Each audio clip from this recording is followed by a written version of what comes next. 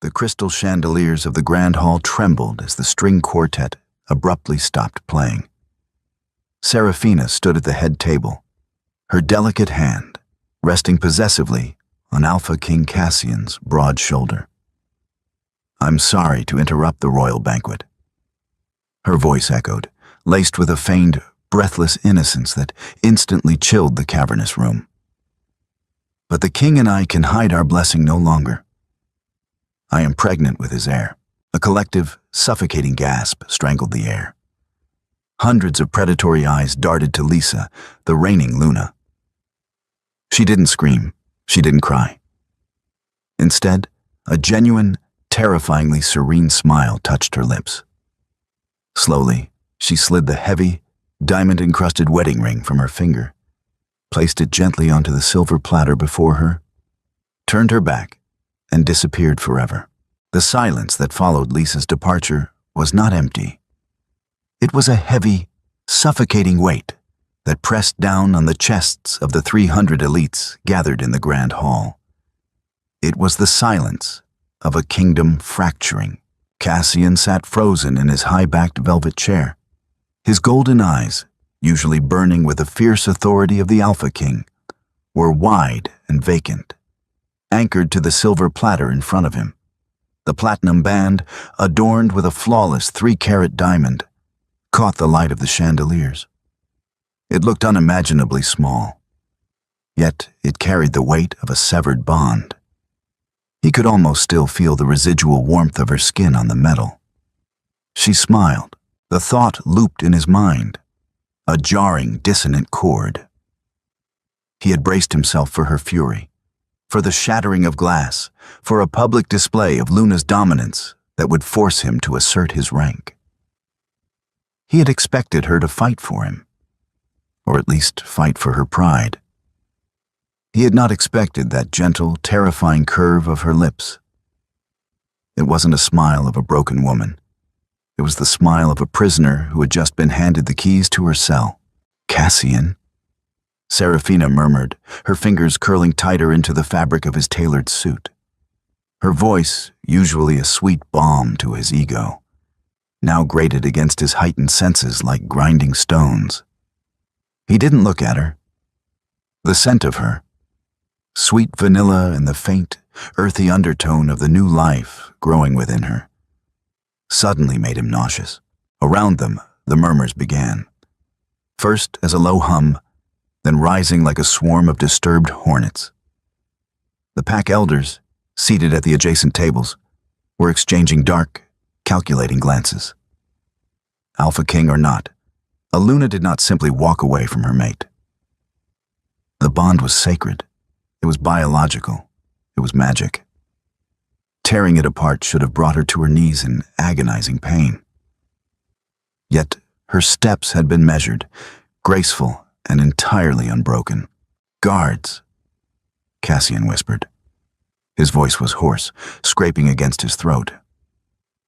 When no one moved, the alpha within him surged forward, snapping his control. He slammed his fists onto the mahogany table, splintering the wood. "Guards!" His roar shook the crystal glasses, sending several crashing to the marble floor. "Stop her. Do not let her leave the grounds." His beta, Marcus, stepped out from the shadows of the pillars, his face a mask of grim reluctance. "Alpha, I cannot." Cassian's eyes flashed a dangerous, luminous amber. He stood, his massive frame towering over the table. Seraphina flinched, taking a hasty step back. "What do you mean you can't, Marcus? Are you defying a direct order?" "No, Alpha," Marcus said, bowing his head slightly, exposing his neck in a sign of submission, though his voice remained firm. "I cannot stop her because she's already gone. The perimeter guards reported her exit 3 minutes ago. A black vehicle was waiting for her at the edge of the wards." 3 minutes? Cassian snarled, pushing past the table, ignoring Seraphina's gasp as he brushed past her. "She was just here. The wards should have locked down." "She overrode them," Marcus stated quietly, stepping aside as Cassian marched down the center aisle. The guests parted like water, avoiding the radiating heat of their king's fury. She used the Luna's command. The wards recognized her authority and let her pass. She is outside our territory. Cassian stopped dead in the center of the hall. He reached inward, diving into the mental space where the pack bond resided. He reached for the golden thread that had connected his soul to Lisa's for 5 years. He expected to feel distance, or perhaps the sharp, jagged edges of a wound. Instead, he found absolutely nothing. The space where she had existed in his mind was a smooth, impenetrable wall of obsidian. She hadn't just walked away. She had deliberately, forcefully severed the psychic connection. The realization hit him with the force of a physical blow, driving the breath from his lungs. He stumbled back half a step. A king without his queen. An alpha without his Luna. He looked back toward the head table. Serafina was watching him, her hands resting protectively over her flat stomach, her lower lip trembling in a picture-perfect display of vulnerability. But Cassian wasn't looking at her. He was looking at the empty chair beside his and the profound, chilling absence that now filled his hall. The torrential rain began just after midnight, washing away whatever faint scent Lisa might have left behind on the slick asphalt. Cassian stood on the balcony of his private study, the cold downpour soaking through his white dress shirt, plastering it to his skin. He didn't feel the cold. The burning chaos in his chest consumed everything else. 4 hours. It had been 4 hours since the banquet, and his elite trackers had returned with absolutely nothing. She meticulously planned this, Marcus said from the doorway. The beta hadn't stepped onto the balcony, respecting the volatile state of his alpha. The vehicle that picked her up had ghost plates. They swapped cars 3 times in the city's underpass network, effectively blinding our street cameras. By the time they reached the interstate, the trail was entirely cold. Cassian gripped the marble balustrade until his knuckles turned white, the stone groaning under the pressure. People do not simply vanish, Marcus.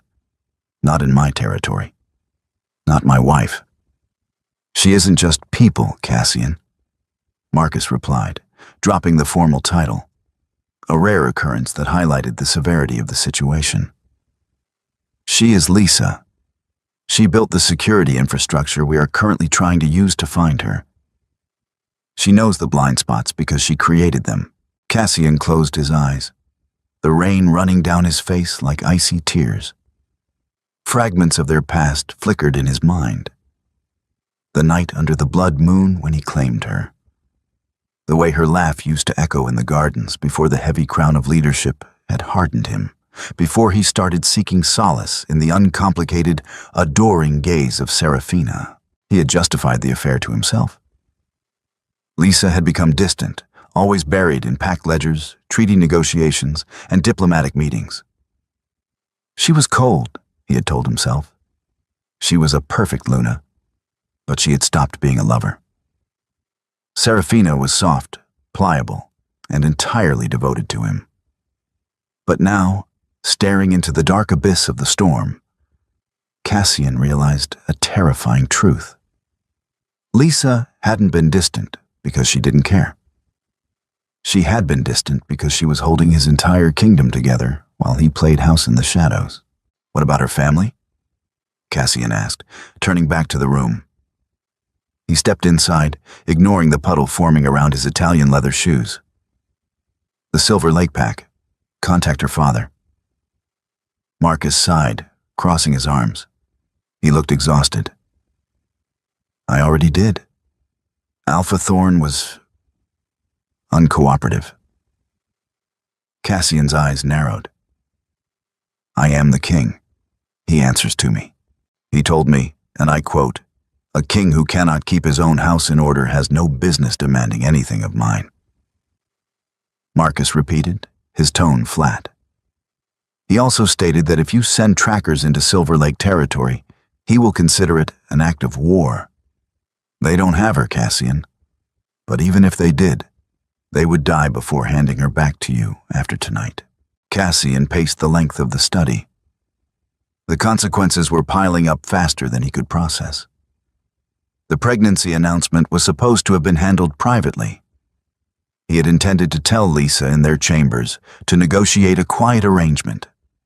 An alpha king could have a mistress. It wasn't unheard of in their history, though highly frowned upon in modern times. But Serafina had panicked. She had seen him looking at Lisa earlier that evening with a softening gaze, and she had forced his hand publicly, cornering him into acknowledging the child. And Lisa had outplayed them both. With a single smile and a discarded ring, she had shifted the narrative. She wasn't the discarded wife. She was the sovereign who had abdicated from a tainted throne. A timid knock echoed through the room. The heavy oak door creaked open, and Serafina peeked inside. She had changed out of her evening gown into one of Cassian's oversized sleep shirts. It was a move that usually sparked a protective, possessive warmth in his chest. Tonight, it just looked messy. "Cassian?" she whispered, stepping into the room. "You're soaked. Please come to bed. The stress isn't good for us." She placed a hand on her stomach. Cassian stared at her. For the first time, the veil of infatuation lifted. He saw the calculation in her eyes, the subtle desperation to secure her new position before the dust settled. "Get out," he said. His voice was dangerously quiet. Serafina froze. "What?" "I said, get out of my study," Cassian repeated, the alpha resonance vibrating in his chest, forcing her wolf to submit. She whimpered, taking a step back. "Marcus, have her move to the East Wing guest quarters. She is not to enter the royal chambers." "Cassian, you can't!" Serafina cried, real panic finally bleeding into her voice. "I carry your heir." "You carry a child," Cassian corrected coldly. "Whether it is an heir remains to be seen. Now leave." As Serafina was escorted away, sobbing into her hands, Cassian looked back out at the storm. The ring sat on his desk, a mocking reminder of his arrogance. Lisa had left him with the very thing he thought he wanted, and in doing so, she had taken absolutely everything else. 3 days later, the true scale of Lisa's departure began to manifest, not in the absence of her scent, but in the slow, agonizing collapse of Cassian's empire. Lisa sat by the window of a sun-drenched coastal cottage, hundreds of miles from the dense pine forests of the werewolf territories. The scent of salt and sea spray was sharp and clean, a stark contrast to the heavy, politically charged air of the palace. She wore a simple cashmere sweater and loose linen pants, her bare feet tucked beneath her. In her lap rested a sleek, encrypted tablet. She took a sip of her herbal tea, watching the waves crash against the rocky shore. Her reflection in the glass showed a woman who looked tired, but remarkably light. The dark circles under her eyes were fading. The chronic tension that had lived in her jaw for 2 years was gone. The screen of her tablet flickered to life, displaying a secure video feed. A man with sharp features and silver-streaked hair appeared on the screen. It was Elias, the premier financial broker for the supernatural elite, and a man whose loyalty Lisa had secured long before Cassian had ever looked twice at Serafina. "It is done, my lady," Elias said, his voice crisp and professional. "The final asset transfers cleared an hour ago. The holding companies have been fully liquidated and restructured under the new offshore trusts." "And the king's access?" Lisa asked, her voice calm, devoid of the emotional wreckage one might expect from a betrayed wife. "Completely severed," Elias confirmed, a hint of a smirk playing on his lips. Alpha Cassian woke up this morning to find that the royal discretionary funds, the international real estate portfolio, and the primary venture capital accounts are locked.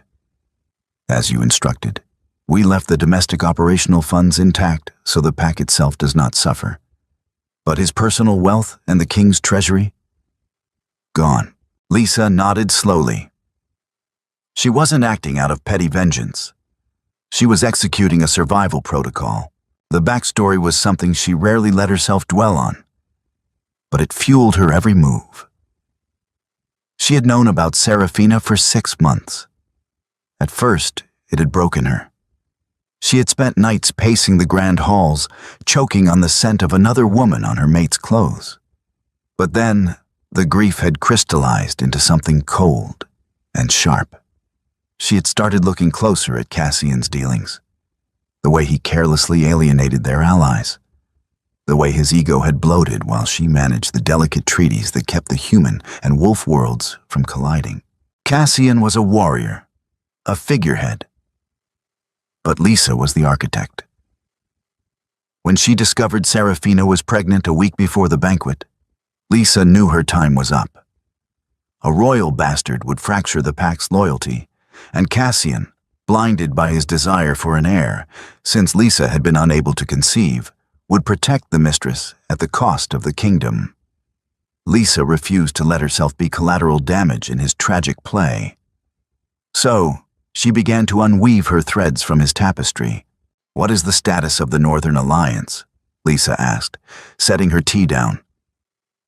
"Alpha Tauren sends his regards," Elias replied. "He received your dossier. He has formally withdrawn his support from King Cassian's coalition. Without the northern timber and shipping routes, Cassian's supply lines will dry up in a month." Tauren stated he signed the treaty because he trusted the Luna's wisdom, not the king's temper. "Good. Keep monitoring the situation, Elias. Cassian is arrogant, but he isn't stupid. When he realizes he can't find me through trackers, he will try to find me through the money." "Let him try." Elias chuckled softly. "You don't exist anymore, Lisa. You are a ghost with a very healthy bank account." The screen went black as the connection terminated. Lisa let out a long breath, staring at the empty black glass. Back at the palace, the situation was descending into a tailored hell. Cassian was staring at a stack of red-flagged financial reports on his desk. Marcus stood opposite him, looking paler than usual. "Explain this to me," Cassian demanded, his voice eerily quiet, tapping a heavy finger against a document. "Explain how the king of the unified packs suddenly has his credit lines frozen by a human bank." "It's not just the humans, Alpha," Marcus said, swallowing hard. "The supernatural accounts. They were all held under the Luna's maiden name, or through shell corporations she managed. You gave her full power of attorney 3 years ago when you went on the Southern campaign." Cassian's eyes widened slightly as the memory hit him. He had signed the papers without reading them, dismissing them as administrative drivel. "Handle it, Lisa. I have a war to fight," he had told her. "She didn't steal from us, Cassian," Marcus continued, his voice heavy with dread. "She just took back exactly what she built. The pack accounts are fine, but the royal treasury, the leverage you used to keep the alphas in line, she took it all." Cassian sank back into his chair, the room spinning slightly. The picture was finally coming into focus. The smile at the banquet, the silent departure. It wasn't surrender. It was a checkmate. "Alpha." Marcus hesitated, then pulled one final letter from his jacket. "There is one more thing. From the royal physician." "What now?" Cassian snapped. "Is Serafina demanding larger quarters again?" "No," Marcus said, sliding the sealed envelope across the desk. "The physician ran the routine genetic markers on Serafina's blood work this morning to check the pup's wolf strain. He brought this directly to me." Cassian stared at the envelope. A cold dread far more primal than the loss of money or prestige, began to uncoil in his gut. He ripped it open, his eyes scanning the medical jargon until they landed on the bolded conclusion at the bottom of the page. The silence in the room returned, thicker and more suffocating than before. Cassian slowly crushed the paper in his fist, his golden eyes dimming into a hollow, dead stare. The child Serafina was carrying didn't have the alpha gene. Next steps. I have generated the first 3 chapters and the opening hook. Approximately 2,500 words. The story is set up with high stakes, complex character dynamics, and a major twist at the end of Chapter 3 that will propel the rest of the narrative. Let me know when you are ready for Part 2, where we will explore Cassian's unraveling kingdom, Lisa's new empowered life, and the inevitable collision between the two. The crumpled medical report felt like a burning coal in Cassian's fist. He didn't roar. He didn't shatter the antique desk or shift into his massive wolf form to tear the study apart. He simply sat there, a chilling, absolute stillness overtaking him.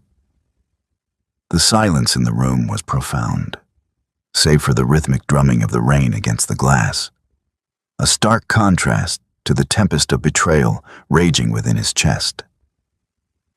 "Not mine," he breathed, the words tasting like ash on his tongue.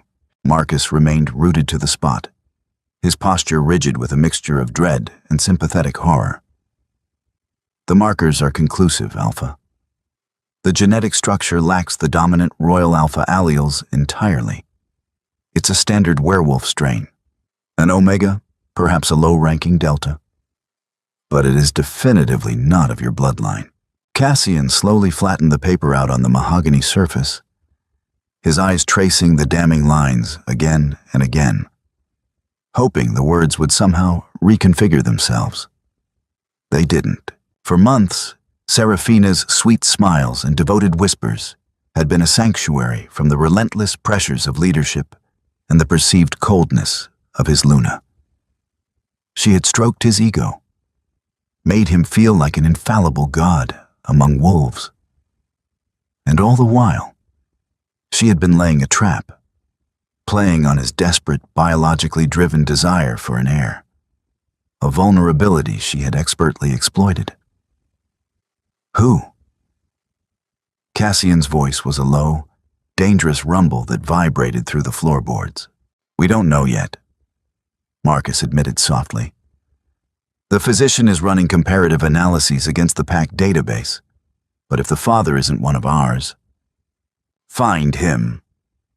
Cassian stood, the sudden movement causing his heavy leather chair to scrape violently against the floor.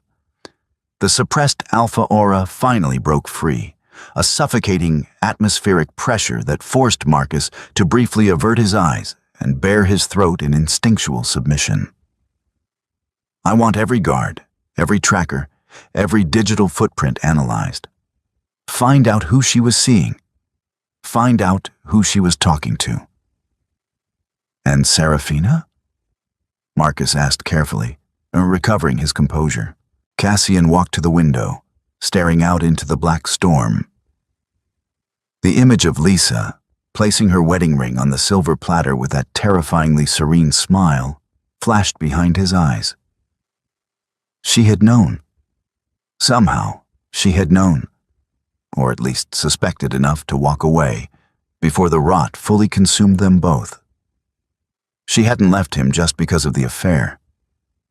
She had left him because he was a fool who had let an impostor compromise the throne. "Leave her in the East Wing," Cassian said, his voice eerily devoid of its usual thunder. "Lock the doors. Post the royal guard. She is not to communicate with anyone inside or outside the palace. Bring her meals, but nothing else. I will deal with her when I have secured my borders." But securing the borders was proving to be a logistical nightmare. By the end of the week, the financial bleed had become a hemorrhage. The PAC's domestic operational funds, the ones Lisa had mercifully left intact, were enough to keep the lights on and the lower-ranking members fed. However, the king's treasury was the grease that kept the political wheels turning. Without it, the delicate alliances Cassian had built began to snap like dry twigs. The Council of Elders convened on the 7th day. The Grand Hall, which had echoed with a collective gasp just a week prior, now hummed with aggressive, disgruntled murmurs. Cassian sat on the elevated throne, feeling its physical hardness for the first time. It felt too large, too empty. The seat beside him, carved from the same ancient oak, was glaringly vacant. Elder Vance, a grizzled wolf with a scarred visage, stood at the center of the mosaic floor. Alpha Cassian, the Southern Pax are refusing to send their tribute. They claim that without the Luna's signature on the trade subsidies, the treaties are null and void. Remind them of our military strength, Vance, Cassian countered, leaning forward, resting his chin on his fist. Treaties are backed by fang and claw, not just ink. With respect, Alpha, Vance retorted, not backing down. Our military strength relies on the northern timber and steel imports for weaponry and fortification. Alpha Tauren has embargoed all shipments. The whispers are spreading, Cassian. They say a king who was fooled by a Delta's mistress and outsmarted by his own wife is no king to follow into battle. A low growl tore through Cassian's chest, silencing the room instantly. His golden eyes flared, pinning Vance in place. Watch your tongue, Elder. My patience is wearing thin. And our loyalty is running on fumes, another elder muttered from the back. Cassian stood, the sheer size of him casting a long shadow across the marble. I will handle the Northern Alliance. I will handle the Southern Pax, and I will retrieve my Luna. Until then, you will hold your lines and remember who conquered those territories in the first place. He stormed out of the hall, the heavy oak doors slamming shut behind him with the finality of a crypt. He walked briskly down the corridor, ignoring the frantic salutes of the guards. He didn't go to his study. He didn't go to the war room. Instead, his feet carried him, almost against his will, to the royal chambers. He pushed the door open. The room smelled of stale air and faint lavender. Lisa's signature scent, now rapidly fading into nothingness. Her closet was half empty, stripped only of her most practical clothing. Her vanity was cleared of her meticulously organized ledgers. He sat on the edge of the sprawling silk-sheeted bed, dropping his head into his hands. For the first time since he was a young pup, fighting for dominance in the training rings, Alpha King Cassian felt entirely, suffocatingly alone. The crown upon his head had never felt heavier, and the realization was a bitter pill to swallow. The true power of his kingdom had never resided in his roar. It had resided in her quiet, unwavering grace. And he had thrown it away. The Pacific Northwest was a haven for those who wished to remain hidden. The constant drizzle and thick, evergreen canopy provided a natural cloak against both satellite surveillance and the keen noses of supernatural trackers. Lisa stood on the wraparound deck of a sprawling, glass-fronted cabin nestled high in the Cascade Mountains. The air was sharp with the scent of pine and wet earth. It was a far cry from the opulent, suffocating luxury of the royal palace. Here, the silence wasn't a weapon. It was a sanctuary. She pulled her thick cardigan tighter around her shoulders, holding a mug of black coffee. Despite the serene surroundings, the internal war raged on. The obsidian wall she had erected in her mind to sever the mate bond was holding, but it required constant, exhausting mental upkeep. There were nights when her wolf howled in agony, thrashing against the psychic barrier, desperate to feel Cassian's golden warmth on the other side. He betrayed us, she would remind her wolf over and over, until the beast whimpered into submission. He chose his ego over our empire. The sound of tires crunching on the gravel driveway pulled her from her thoughts. A sleek, black SUV pulled up to the front steps. The doors opened, and 3 figures emerged, their expensive, tailored coats a stark contrast to the rugged environment. Lisa set her mug on the wooden railing and walked back inside, leaving the sliding glass door open to let the crisp air fill the living room. She took a seat at the head of a massive, live-edged dining table.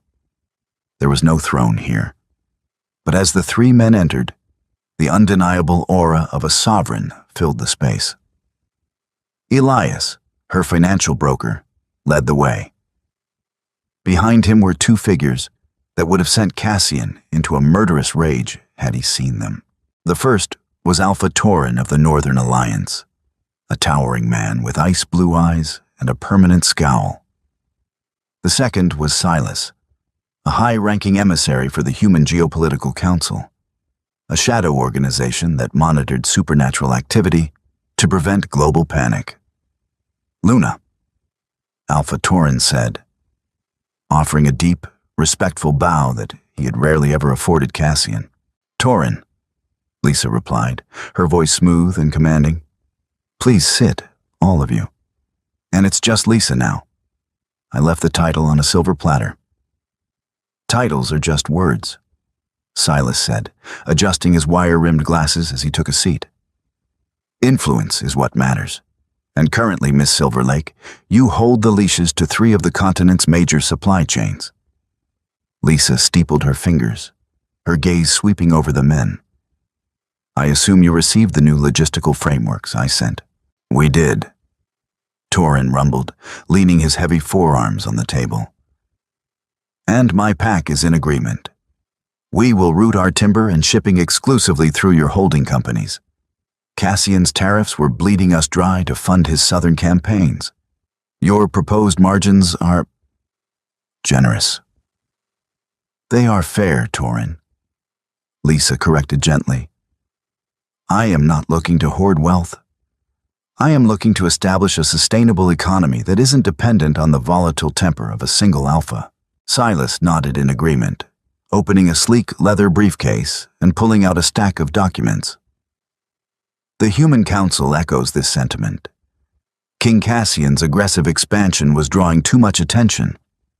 Your sudden departure, while dramatic, presents a unique opportunity. We are prepared to offer you exclusive contracting rights for the new infrastructure developments on the western seaboard. However, there is a caveat." Lisa raised an eyebrow. "I'm listening." "Cassian is becoming unstable," Silas warned, his tone grave.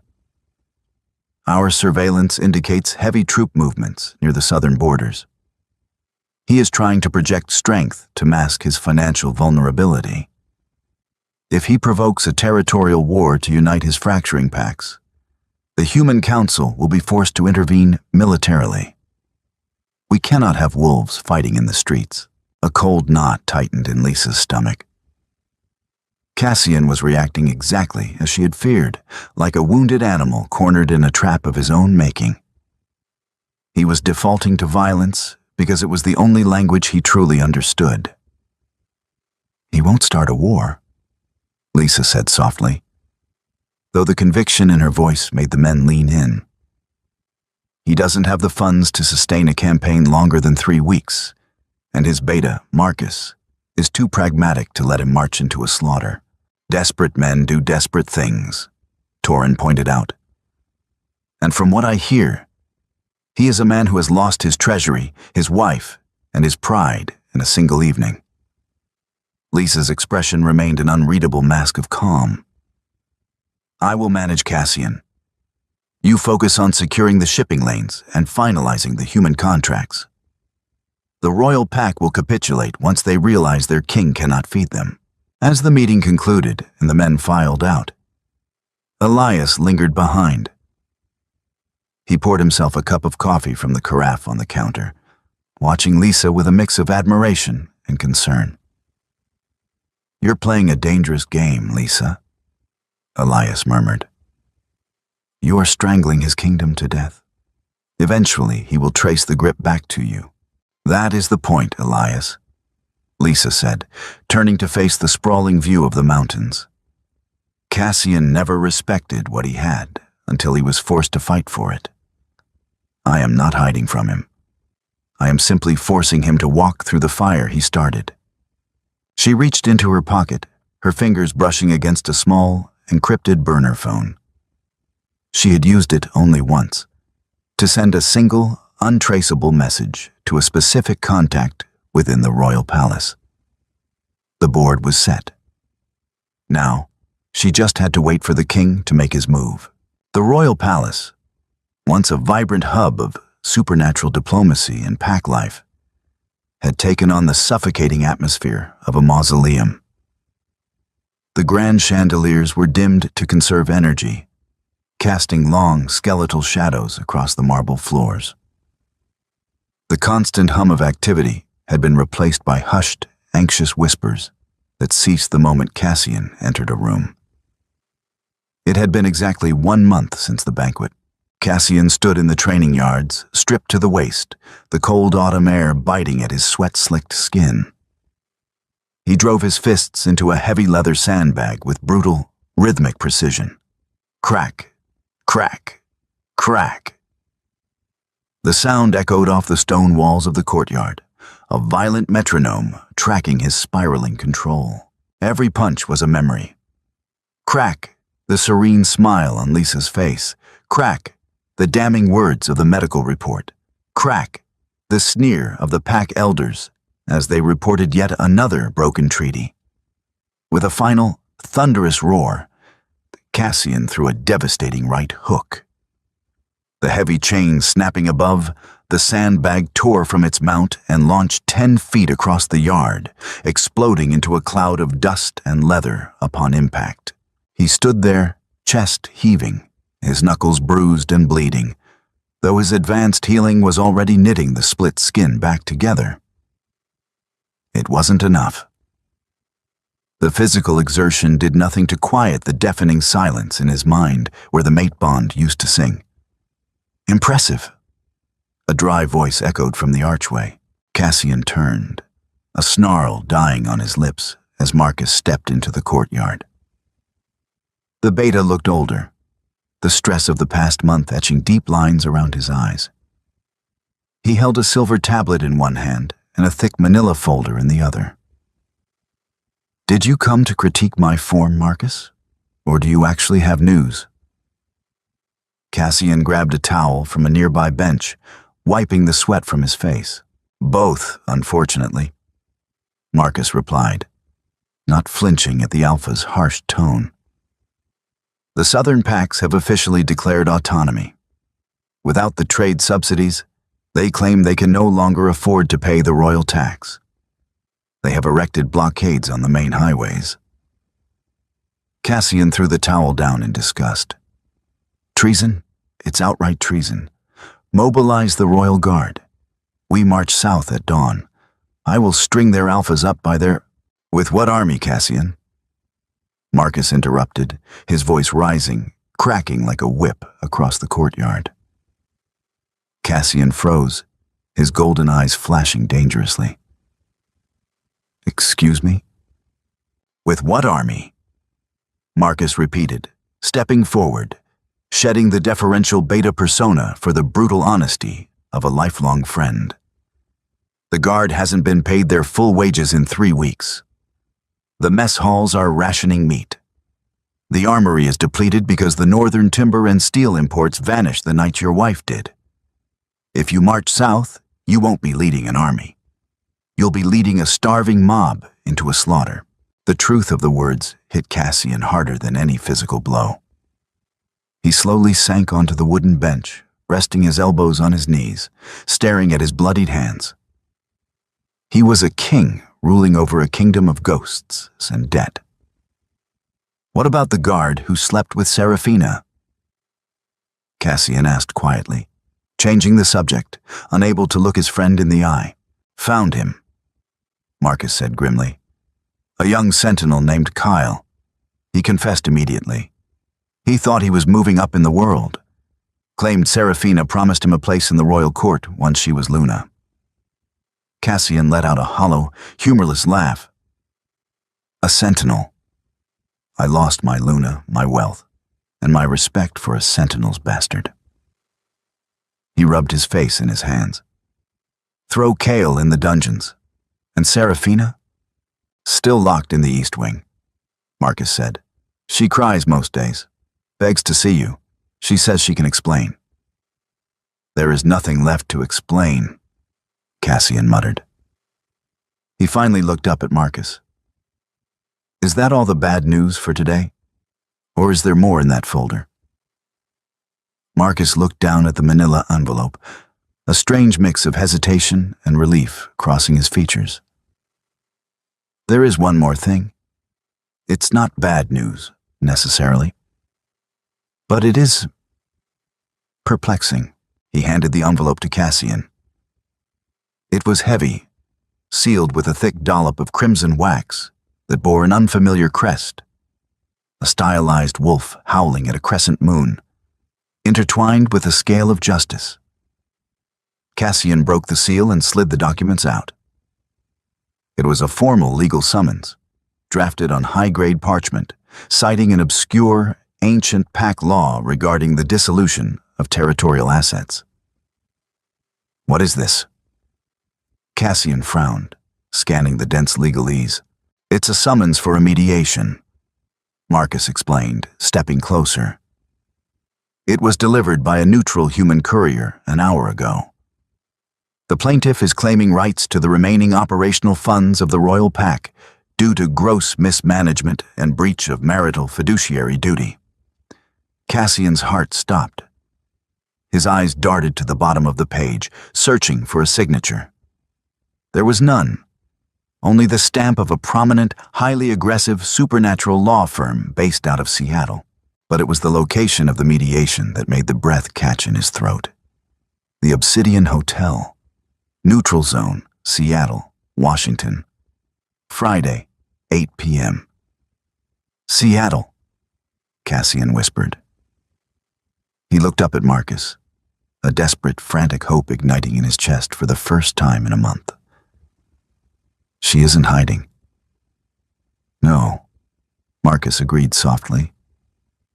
She's not hiding, Cassian. She's inviting you. She's holding the last thread of your kingdom over a fire, and she wants you to come watch her burn it. Cassian stood up, the exhaustion vanishing from his muscles, replaced by a sudden, electric surge of adrenaline. She had left a breadcrumb. It was a trap, a humiliation, a calculated move to force him to his knees in a neutral territory where his alpha command held no legal weight, and he was going to walk right into it. Prepare the jet, Cassian ordered, his voice ringing with a newfound clarity. Cancel all internal meetings. Put the guard on a defensive perimeter. What are you going to do, Cassian? Marcus asked, watching the dangerous spark return to his king's eyes. Cassian looked at the legal document, his thumb brushing over the wax seal. I am going to go see my wife. The Obsidian Hotel in Seattle was a marvel of modern architecture. A towering spire of black glass that pierced the perpetually gray skyline. More importantly, it was designated as absolute neutral ground, a sanctuary strictly moderated by the Human Geopolitical Council. Embedded within the foundation were ancient runic dampeners that effectively neutralized supernatural abilities. As Cassian stepped through the revolving glass doors, the change was instantaneous and nauseating. The ever-present thrum of his alpha aura, the heavy, dominant energy he wore like a second skin, was violently stripped away. He stumbled slightly, a hand flying to the cold granite of a decorative pillar to steady himself. For the first time in his adult life, he felt entirely, terrifyingly mortal. Are you all right, Cassian? Marcus asked quietly, his own face slightly pale from the sudden suppression of their wolf senses. I'm fine, Cassian gritted out, straightening his suit jacket. He felt exposed, his heightened hearing reduced to the mundane hum of the lobby's jazz music, his keen sense of smell overwhelmed by the sterile scent of expensive floor cleaner and human perfumes. A sleekly dressed concierge intercepted them, his eyes lingering on Cassian's imposing frame with a mix of awe and strictly professional detachment. "Mr. Silver Lake, the mediation party is waiting for you in the Apex penthouse. The private elevator is this way." Mr. Silver Lake. Cassian's jaw ticked. Not Alpha, not King. The psychological warfare had already begun before he had even stepped into the room. The elevator ride was a silent, agonizing ascent. When the gold-plated doors finally slid open, they revealed a sprawling penthouse that looked more like a corporate boardroom than a hotel suite. Floor-to-ceiling windows offered a dizzying view of the Puget Sound. And there she was. Lisa sat at the head of a long, polished obsidian table. She wasn't wearing the traditional, flowing silks of a Luna. She wore a razor-sharp, charcoal power suit, her dark hair pulled back into a severe, elegant twist. The soft, accommodating woman he had taken for granted was gone. In her place sat a sovereign who commanded the room not through a magical aura, but through sheer, terrifying competence. Flanking her were three individuals: Elias, the financial broker, a woman Cassian recognized as a high-powered supernatural litigator, and Silas, the human council emissary. Cassian's heart slammed against his ribs. The urge to cross the room, to pull her into his arms, to bury his face in her neck and inhale the lavender scent he had been starving for, was almost overpowering. But as his eyes met hers, he froze. Her gaze was completely devoid of warmth. It was like looking into a beautifully carved statue of ice. "Cassian," Lisa said, her voice smooth, level, and entirely businesslike. "Please, take a seat. We have a lot of ground to cover." Cassian didn't move toward the chair she gestured to. Instead, he walked slowly toward her side of the table, his eyes locked on her face, searching for a flicker of the woman he loved. "Lisa, please, we don't need to do this with lawyers and human watchdogs. Come home." "Home?" Lisa tilted her head, a microscopic, hollow smile touching her lips. "To the palace you funded with blood. To the chambers you shared with a pregnant Delta while I balanced your ledgers. No, Cassian. That home burned to the ground a month ago." "She wasn't pregnant with my child," Cassian said, his voice dropping to a desperate, ragged whisper, leaning his hands on the table. "I know that now. She lied to me, Lisa. She manipulated the situation." "I am aware," Lisa replied smoothly, not blinking. "I received a copy of the medical report the same morning you did." Cassian recoiled as if struck. "You knew? If you knew she was lying, why didn't you expose her? Why did you leave?" "Because the paternity of the child was irrelevant," Lisa stated, her voice hardening, cutting through his desperation like a scalpel. "The fact that you were careless enough to let an imposter into the royal bedchamber, the fact that you allowed your ego to jeopardize the stability of the entire pack. That is why I left. Serafina was just a symptom, Cassian. You are the disease." The brutal honesty of her words echoed in the silent room. Cassian looked at Marcus, seeking some form of backup, but his beta was staring at the floor, his silence a damning agreement. "Sit down, Mr. Silverlake." The human emissary, Silas, interjected, adjusting his glasses. "Or the security detail will escort you out, and the negotiations will proceed in absentia, which will not end favorably for your remaining assets." Defeated, suffocating under the weight of his own hubris, Cassian slowly walked to the opposite end of the table and sank into the chair. He looked across the expanse of black glass at his wife. She wasn't an ocean away. She was merely 10 feet across a table. Yet, as the lawyers opened their briefcases, Cassian realized she had never been further out of his reach. The mediation did not resemble a negotiation. It was a highly formalized execution. Let us review the current state of the royal pack. The litigator began, projecting a holographic display onto the center of the table. A map of the continent materialized, shaded in various tones of red and blue. As of midnight last night, the Southern Pacts have officially defaulted on their treaty obligations to the Crown. The Northern Alliance has enacted a full trade embargo. I am aware of my borders. Cassian growled, his pride weakly fighting through his despair. This is a temporary logistical setback, a rebellion that will be crushed once my treasury is unlocked. Elias, the broker, steepled his fingers. Therein lies the problem, Alpha Cassian. Your treasury cannot be unlocked because it no longer exists in a format you can access. When you granted your wife full power of attorney, you gave her the authority to restructure the kingdom's debt. Cassian frowned, confusion mingling with his anger. Debt? The royal treasury has never been in debt. Your military campaigns were expensive, Lisa said quietly, speaking for the first time in 20 minutes. You conquered territories, but you never built infrastructure. You bled the Southern Pacts dry with taxes to fund the northern borders. The kingdom was operating on a massive deficit. I hid it from the Council of Elders to protect your reputation, utilizing my family's private wealth to subsidize the royal military. Cassian stared at her, the blood draining from his face. You? You paid for the army?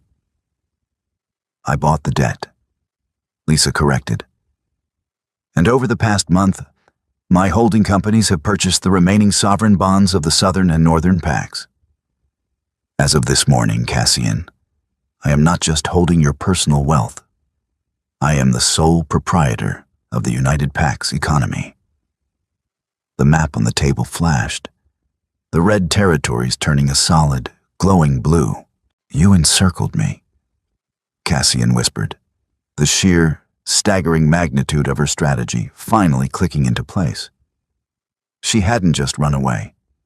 She had orchestrated a bloodless coup. While he was punching sandbags and hunting for ghosts, she had been systematically dismantling the financial architecture of his reign. The Human Council has reviewed the new logistical frameworks established by Ms. Silver Lake, Silas stated, his tone devoid of empathy. They are sustainable. They prioritize infrastructure over warfare. Under your leadership, King Cassian, the supernatural community was inching toward a public exposure event. That is unacceptable to my government. So, what is this? Cassian asked, his voice shaking with a potent mix of rage and profound awe. He looked at Lisa. Are you going to starve my pack until they turn on me?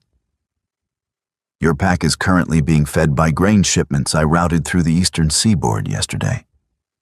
Lisa replied evenly. I have no intention of harming the people, Cassian. They are innocent in this. But they cannot thrive under a king who governs with fangs instead of foresight. The litigator slid a thick leather-bound folio across the smooth glass table. It came to a stop inches from Cassian's hands. These are the terms of surrender, Lisa said, her eyes meeting his, unyielding and absolute. You will sign the articles of abdication. You will relinquish the title of Alpha King. Marcus will be appointed as Regent Alpha of the Central Territory, operating under a council led by the Northern and Southern Alphas. Cassian looked down at the gold-embossed letters on the folio. And me? What happens to me? You will be granted a modest estate in the Yukon Territory, Lisa said, her voice dropping a fraction of an octave, hinting at the exhaustion buried beneath her iron facade. You will live in exile. If you attempt to rally loyalists, if you attempt to contact the military, The Human Council will classify you as a domestic terrorist, and the Allied Pax will hunt you down. You would do that? Cassian asked, a single tear breaking free and tracking down his scarred cheek. After 5 years, you would banish me to the ice? Lisa looked at him, and for a fleeting, heartbreaking second, the impenetrable ice in her eyes cracked. He saw the grief, the years of quiet suffering, the agony of a mate bond she had forcefully cauterized to save herself.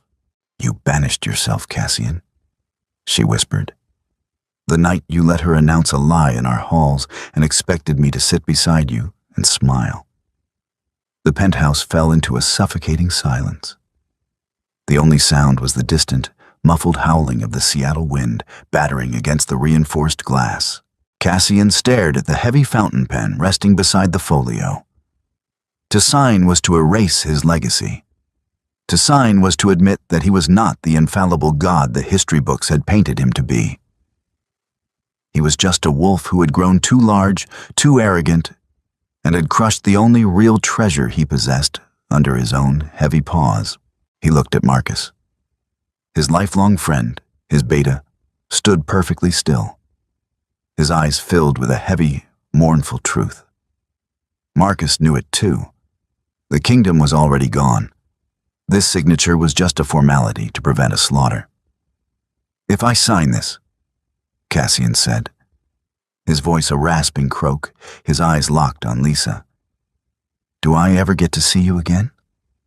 Lisa's posture remained rigid, but her hands, folded neatly on the table, tightened slightly. No, Cassian. The mate bond is broken. Our paths diverge here. I never wanted to break you, he confessed, the words tearing from his throat, stripping away the last remnants of the Alpha King. He wasn't negotiating anymore. He was bleeding out on the polished floor of a human hotel. I got lost, Lisa. I got lost in the roaring, in the power. I forgot that you were the quiet ground holding me up. I know, Lisa said softly. The anger was gone now, replaced by a profound, hollow tragedy. And that is why you cannot be king. A ruler cannot forget the ground he stands on without eventually falling. Cassian swallowed hard. He reached out with a trembling hand and picked up the fountain pen. It felt heavier than any broadsword he had ever swung in battle. He uncapped it, the black ink pooling at the golden nib. He didn't read the dense legal text. He didn't need to. He knew exactly what it cost. With a swift, jagged motion, he dragged the pen across the signature line. Cassian Vance. No titles. No pack affiliations. Just a man. The moment the ink dried, a strange, metaphysical shockwave rippled through the room. Even the humans seemed to feel the sudden shift in atmospheric pressure. The magical contract of his kingship, tied to the ley lines of the territories, snapped. Cassian gasped, clutching his chest as a physical pain lanced through his heart, the final, absolute severing of his dominion. Lisa stood up. She didn't look triumphant. She looked incredibly tired. The funds will be released to Marcus's accounts within the hour, Lisa said to the litigator. She turned to Silas. The transition will be peaceful. You have my word. Pleasure doing business with you, Ms. Silverlake. Silas nodded respectfully. Lisa gathered her tablet and turned toward the private elevator. She didn't look back. Lisa, Cassian called out, his voice cracking, remaining in his seat. She paused at the elevator doors, her back to him. I'm sorry, he whispered to the empty space between them. Lisa stood in the doorway for a long moment. She didn't turn around, but Cassian saw the slight, almost imperceptible drop of her shoulders. The doors slid shut, sealing her behind a wall of gold, and taking the last light of his empire with her. Cassian sat alone at the massive obsidian table, the rain lashing against the windows, a king of nothing finally understanding the true cost of a hollow throne. The tragic fall of Alpha King Cassian serves as a chilling reminder that true power is never found in brute strength or blind arrogance, but in the quiet, unyielding grace of those who hold the foundation together. Lisa's masterful gambit proved that a broken heart can sometimes forge the sharpest crown. If you were captivated by this intense, cinematic tale of betrayal, strategy, and supernatural drama, please like this story, share it with your fellow romance and fantasy readers, and subscribe for more gripping, high-stakes original fiction. Let me know in the comments if you think Cassian deserved his fate, or if you were rooting for a different ending.